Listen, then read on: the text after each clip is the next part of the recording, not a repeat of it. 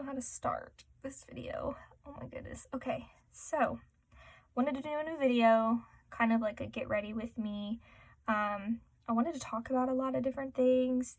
Not really too much focus on makeup, if that makes sense. Like, I'm not gonna sit here and be like, this is the primer that I'm using. I'm just gonna kind of get ready and kind of talk about a lot of things that have been going on and kind of update you guys since the last time I made a video, which was too long ago.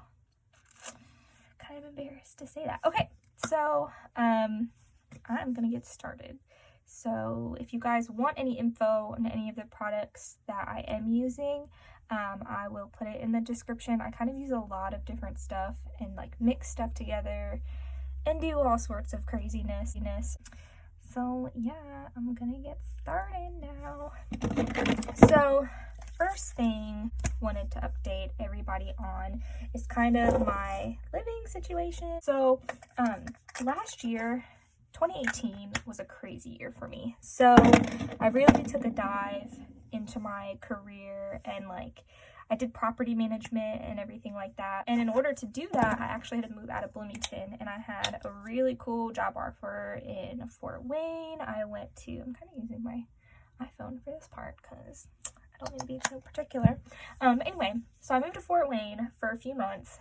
I got completely homesick. Like, it was one of those things where I felt like I was too close to home, but too far away, if that made sense. Like, every weekend, Robbie and Aubrey and we were driving down to Bloomington, and I don't know if you guys are familiar, but Fort Wayne from Bloomington is like 3 hours, and every weekend we were driving to and from, just because we like really missed our friends, we really missed our family.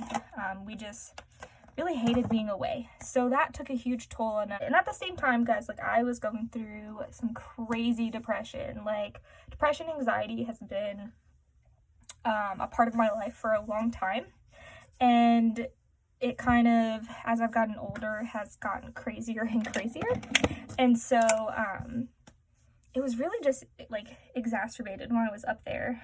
And after about 2 weeks, I kind of like thought to myself and was like, no, you need to suck it up. Like, you know, this is a career. This is what you asked for. You done already uprooted your family. You already, you know, did all of that. You can't just give up. What I ended up doing was asking, because, you know, this property management company, they have places all over the U.S., so not just in Indiana, it's kind of all over. So I asked them, I said, you know, do you have any options, you know, something else that I could do? And they were like, yeah, you know, we really see that you have a lot of potential. We'd be glad to, you know, see if we have any place, like anything else available. So they looked into different positions open and had one open in Colorado. So I was really excited about that because I've always wanted to go to Colorado. I've heard good things about it.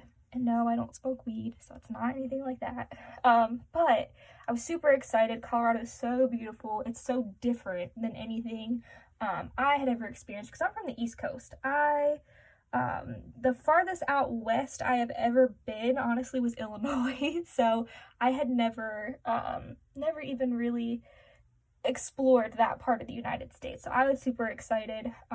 Interviewed, you know, with that regional manager, and it went well. She really liked me. I went out there for about 6 months. Me, Robbie, Aubrey, we all ventured out. Aubrey absolutely loved it. Robbie really enjoyed it. It was a lot of fun. Well, sadly, it didn't work out because the work environment just was not healthy. So that kind of sucked, but I was able to work with an amazing company after. The new company treated me absolutely amazing. They paid for me to move out to Arkansas. The property was beautiful. I got free housing. You know, just, it was honestly a dream come true. I did not think I was gonna like Arkansas. I was so nervous about the move because, you know, this is the third time that, you know, my family would have to pick up and move, and, you know, Aubrey, you know, being so young, going to so many different schools and things like that. I was so nervous, but she is such a trooper. Aubrey has such an amazing personality. Like, she makes friends everywhere she goes, and she loved Arkansas. I was so happy being there. But ever since I kind of dropped out of college because of having Aubrey and things like that, that prevented me from being able to go, I have always felt this need to really go back. I'm struggling to open my new setting powder. Thank you. Okay. I kind of always had this need of like going back to school because I've had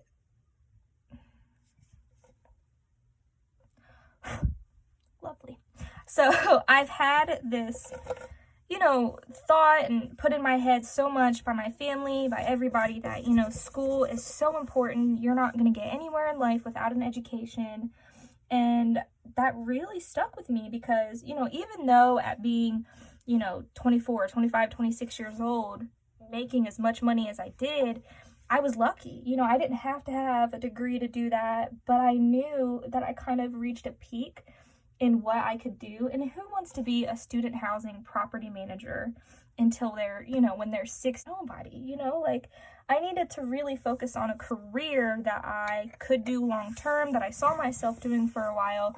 And it really hit me that property management, student housing, like that just wasn't it. So what we decided was that we would move back to Bloomington and I would go to school.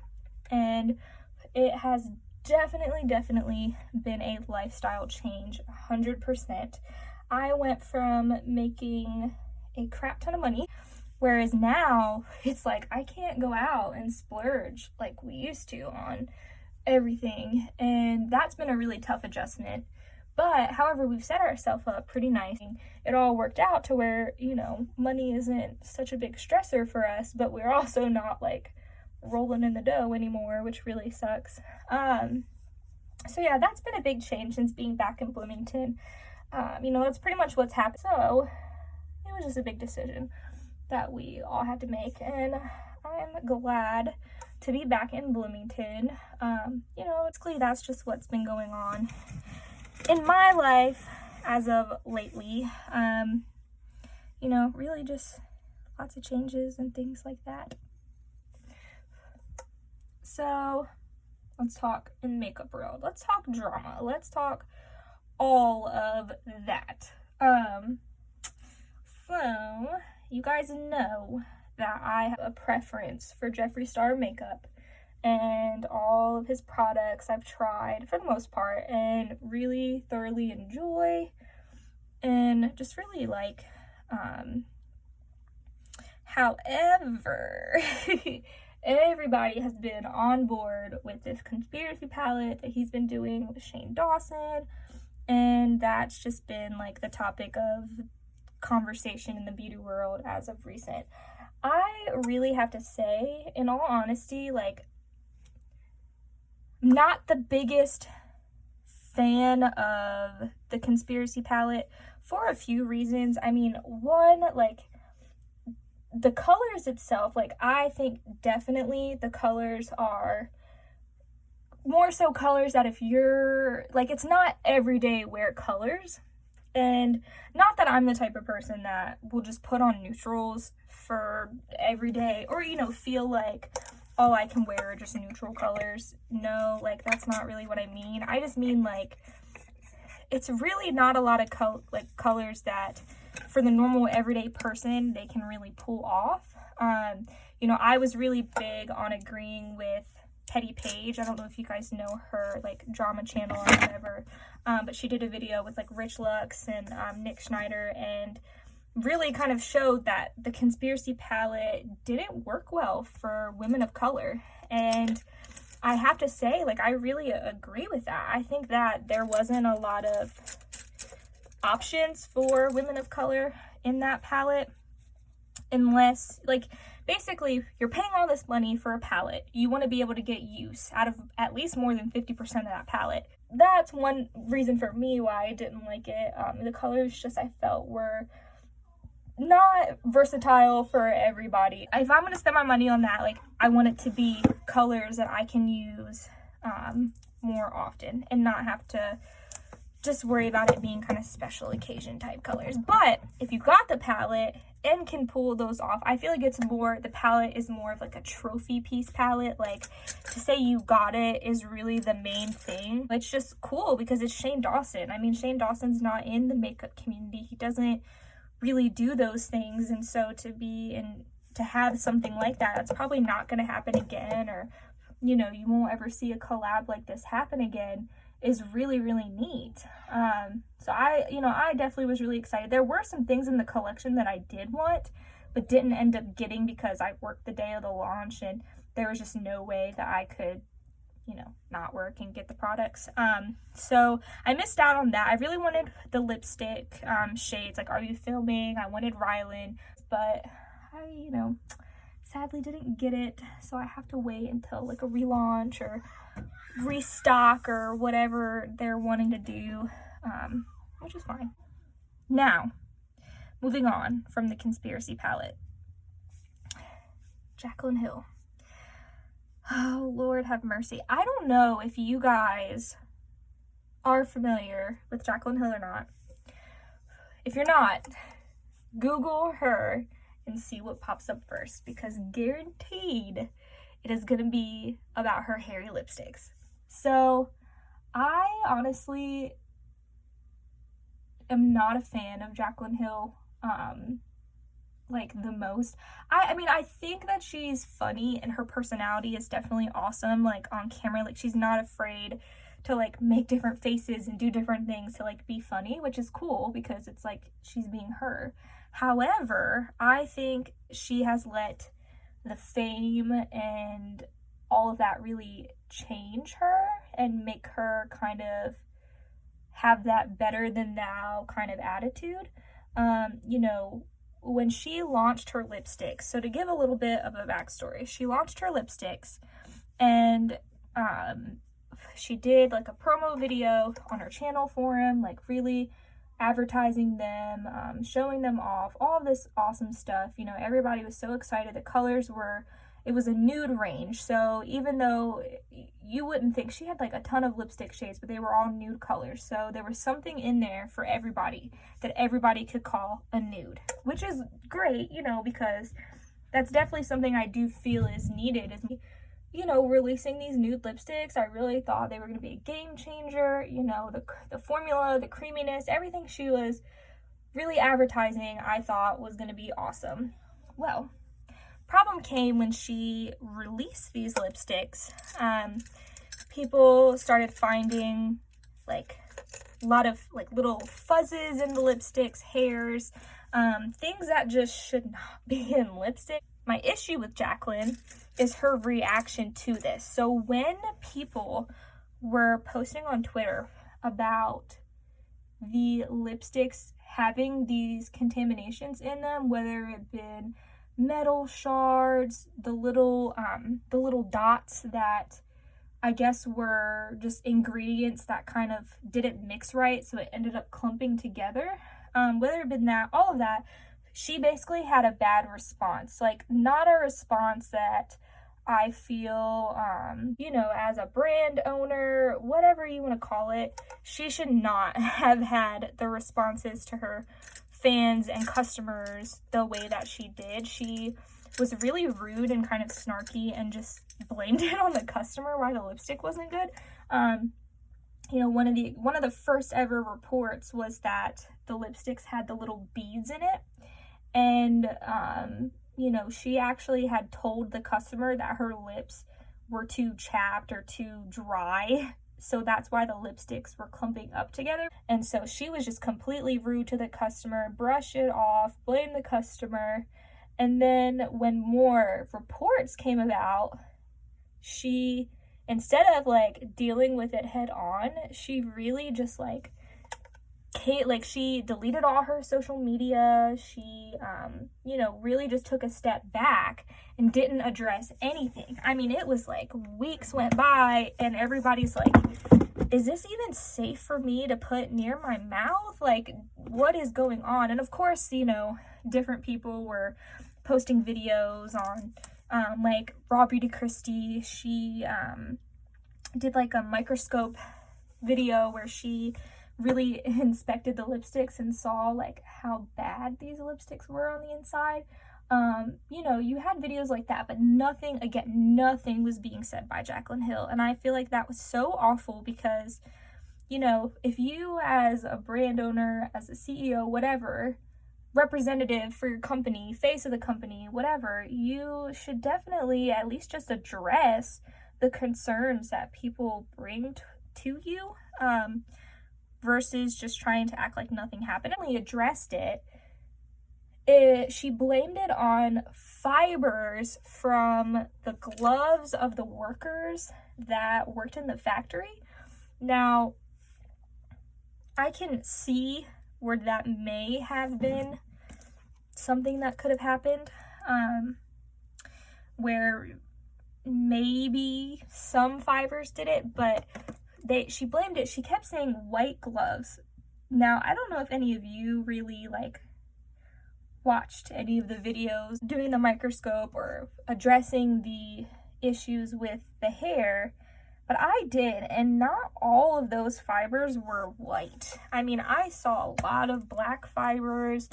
I saw just a ton of different stuff that isn't just gonna come from a white fuzzy glove. There's more to it, and you're not telling us. Literally, you say in your video, these things are safe to use, they're all FDA approved. No, like, you obviously did not do your research. You obviously did not actually care to look into what is in the products that you release to people. And in all honesty, like, that lab that she was using, I mean, it's gross. Like, why would you not recall? I think that's the biggest thing for me, was that she did not recall any of the lipsticks. She just refunded, because she really didn't refund everybody, refunded people their money for the lipsticks. She said whether or not they, you know, said that there were issues with the lipsticks or whatever, like, she's gonna refund them their money. And to this day, there are still people that never receive their refund. I just think that her response and her reaction is just, like, ridiculous. It just really rubbed me the wrong way on Jaclyn. Well, fast forward to what, like a week ago?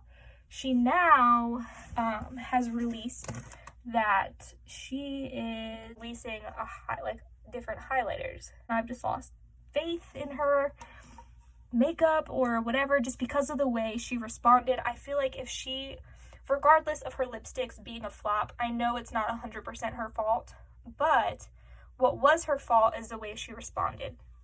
And I feel like if she would have had a better attitude about responding, I would want to give her brand a second chance or an opportunity to kind of make up for what happened.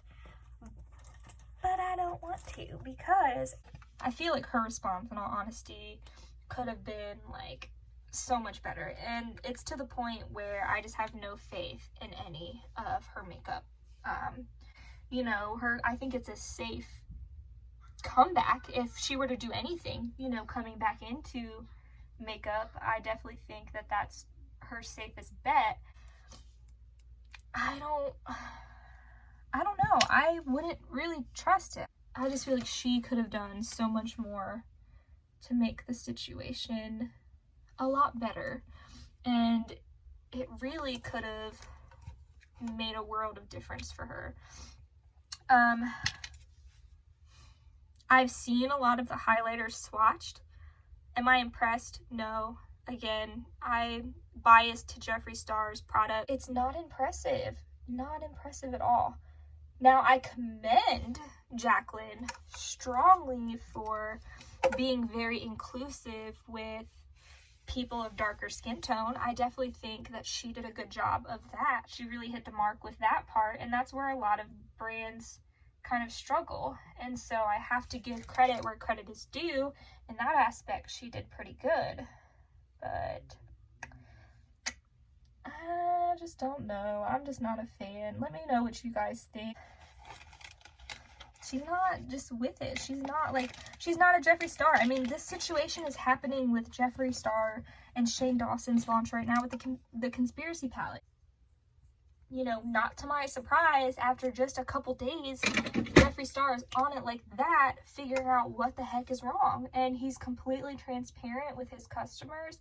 He, you know, he told us everything. He showed us proof. He got the proof, whereas, you know, nothing in that proof that he provided is sketchy or possibly just, you know, not accurate or true. You know, he completely just gave us everything. And whereas Jacqueline, I mean, still to this day, we don't know the truth, or there's not like any kind of thing where we're just like, yeah, that's what it is, you know, now I feel comfortable using this product. Like, no, we still to this day don't freaking know what we were putting on our faces and lips.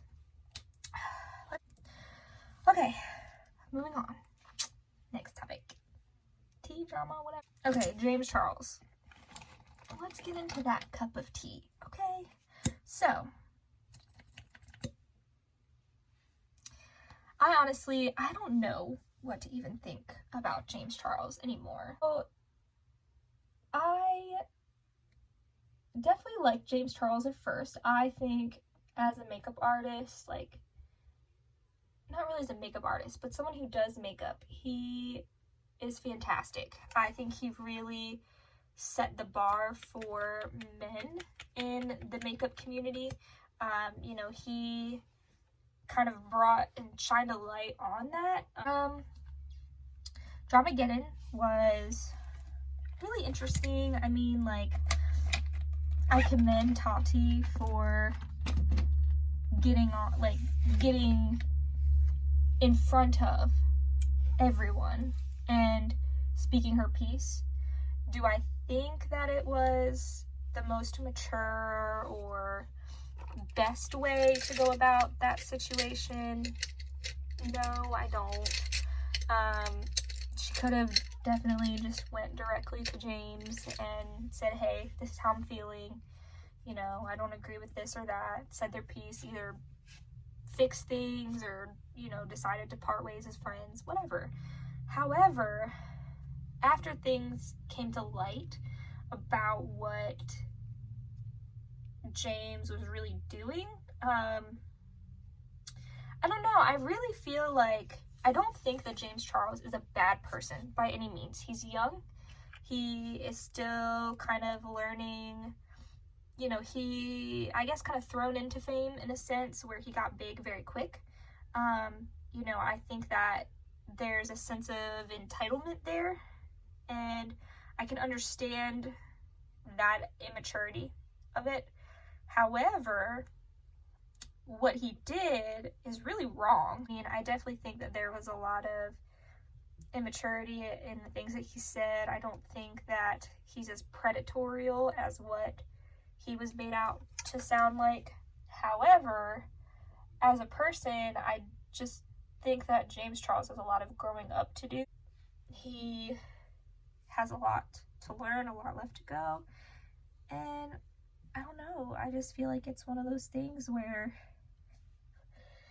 he's going to grow up and learn from his mistakes. I'm willing to give him another chance, but not anytime soon, because I don't feel like growth just happens overnight. It's, you know, he's gonna grow up. I have to give him the benefit of the doubt in that situation, but I personally am not subscribed to his channel anymore. I just feel as though I need a break from the drama in the makeup community. I mean, shit has seriously hit the fan in the makeup community lately, and I feel like there's so much shit just going on, and I feel like we all just need to lift each other up instead of bringing each other down. I feel like there's a lot going on, and I don't know, I definitely have a lot of opinions about things in the makeup community. I mean, there's enough, like, this industry is so large, like, there is enough room for everybody. I don't know, I'm just over drama in the makeup community. I don't know, I've just done so much recently on self-reflecting with, you know, social anxiety, social media playing a big factor in social isolation and things like that. And I just feel like we really need to spend more time lifting each other up instead of worrying about the drama and bringing people down. You know, and all of that has to start with our influencers. Be nice to each other. I was gonna put on fake lashes, but I'm not really going anywhere, so I don't think I'm gonna put on fake lashes.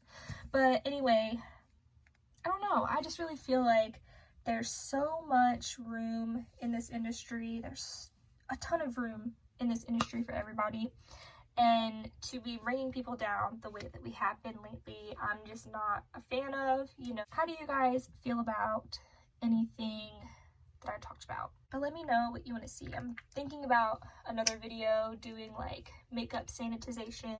Let me know. Drop a comment, drop a like, let me know you were here. I want to say hi, I want to be friends.